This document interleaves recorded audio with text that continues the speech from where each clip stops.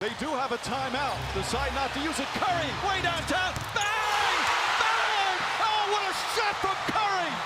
What's up, everybody? My name is Ethan. This is Courtside TV. If you're new, don't forget to subscribe, and let's get into it. So, the New York Knicks are a good basketball team, and that is a weird thing to say because we have not said that specific phrase for a very long time. They were okay for a couple of years with Carmelo Anthony. At least were competitive and, challenging for the playoffs and all that.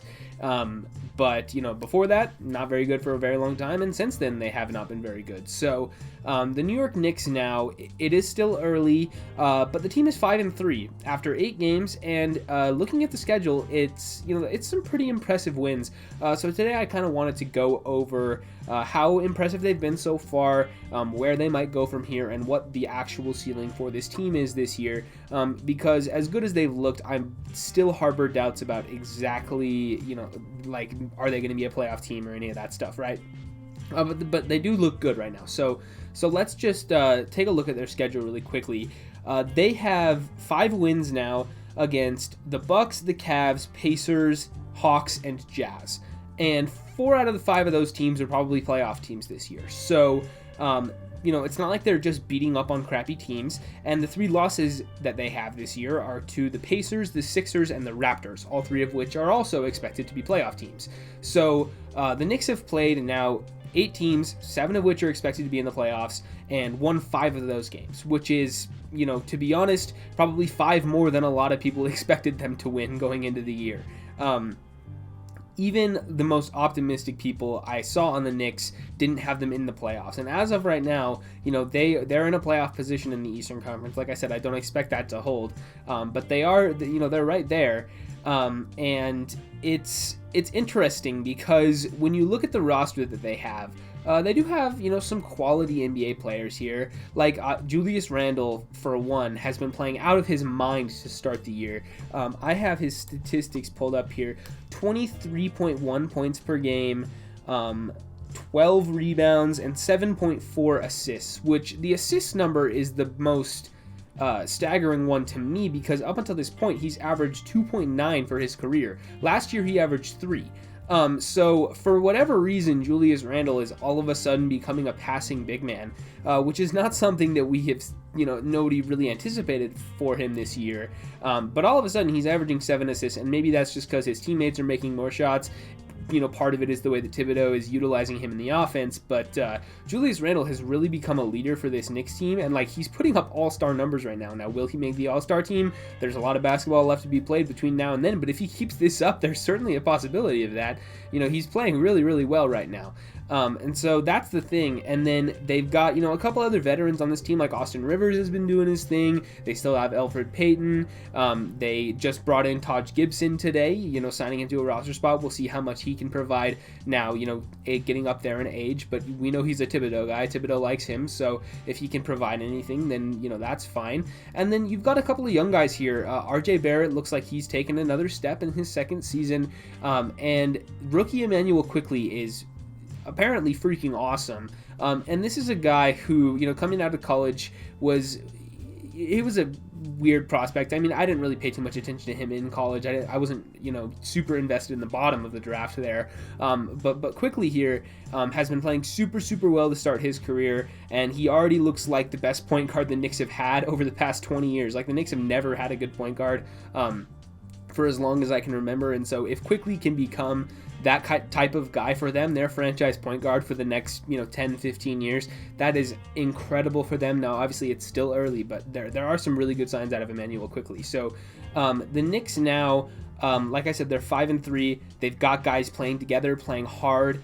And the other aspect to this is the coaching thing, right? Tom Thibodeau, he has never been a guy to just kind of roll over and tank. Throughout his entire career, Thibodeau is, he's obviously known as the guy who plays his starters a lot of minutes. If you earn the chance to be out there on the floor, you're going to get your opportunity, right? He doesn't care about developing rookies. He doesn't care about, making sure that veterans are happy with their playing time, right? Like veterans who are brought in, like in the NBA, there's like the politics aspect of it, right? Where if you're making a lot of money, you usually play more. But Thibodeau, he just doesn't really care. He's like, okay, you can be on a max contract, but if you are not playing well right now, I'm gonna bench you, you know? And so that's the thing about this team, right? They're like, as much as ownership might want to tank for another year, Tom Thibodeau isn't gonna do that, and they kind of knew that when they hired him. So you know, you take the good and the bad with Thibodeau, but certainly he has this team playing together, playing hard. The guys on the bench are, you know, cheering for whoever's on the floor. It looks like they're playing together, they're engaged, and that's just something that we have not seen out of the Knicks over the last 20 years. Like, even when they're like winning, it seems like they're just very very passive in the way that they do that. You know, like the team has never been known to have a culture of winning basketball over the last long time, and at least for the first 8 games this year, maybe that's turned around. So are the Knicks a playoff team? That's the big question right now. Can they actually, you know, continue to do this and parlay all this early success into an actual playoff spot in the Eastern Conference? And that's a tough question to answer, because we know that there's a lot of good teams in the Eastern Conference this year. You know, that we know, you know, the few teams at the top. Obviously, you have like the Bucks and the Nets and the Sixers and Celtics and all those teams, right?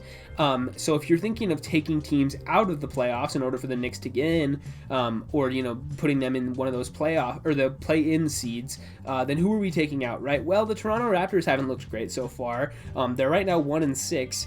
And they, you know, if they continue to fall, perhaps there's some trades in their future, and all that kind of stuff. This isn't a Raptors video, but, you know, potentially we could see the Raptors falling out. Not a lot of people predicted that before the season started, but that's looking like more and more of a possibility for each game that they play and lose. Now, you know, I do expect them to turn it around and get a little bit better as the season goes along, but still, that's something to monitor.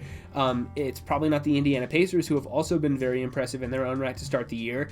Maybe it's the Washington Wizards, who a lot of people thought were going to be in the playoffs. If they're not as good as people expected, can the Knicks overtake them and, you know, get in one of those play-in games? That's certainly a possibility. If Russell Westbrook continues to struggle, the team doesn't gel around Bradley Beal, Scott Brooks can't figure it out. Maybe it's the Wizards who fall out of there, or the Atlanta Hawks, who, after they started really hot, have now, I believe, lost 3 in a row, and have not looked super impressive lately. So maybe the Hawks, you know, like, if, you know, things don't gel for them, or like there's an injury to Trae Young or whatever, maybe the Knicks jump up and take one of those spots. So I guess it's certainly a possibility, but it's more reliant on a couple of the teams above them, you know, falling out of it, because I still have, you know, it's too early for me to really say for certain that this team won't make the playoffs, that this team is not very good this year, this team is super good, this team will make the playoffs. It's too early for me to switch things around. But, you know, a couple months down the line, I think we'll know a lot more about where the Knicks stand in the Eastern Conference as compared to all the other teams around them in their standings.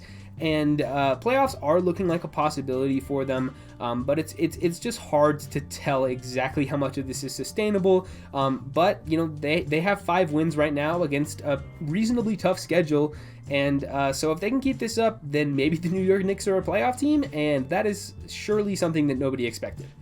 Anyway, that's about all I got for you today on the New York Knicks. Like I said at the top of the video, if you're new, don't forget to subscribe, leave a like, ring the bell if you want to, leave a comment letting me know about the Knicks. Are they actually a playoff team? What do you think about it? I want to hear what your thoughts are about their hot start and potentially, you know, how much they can sustain going throughout the season. But yeah, with all that said, I will see you guys in the next one.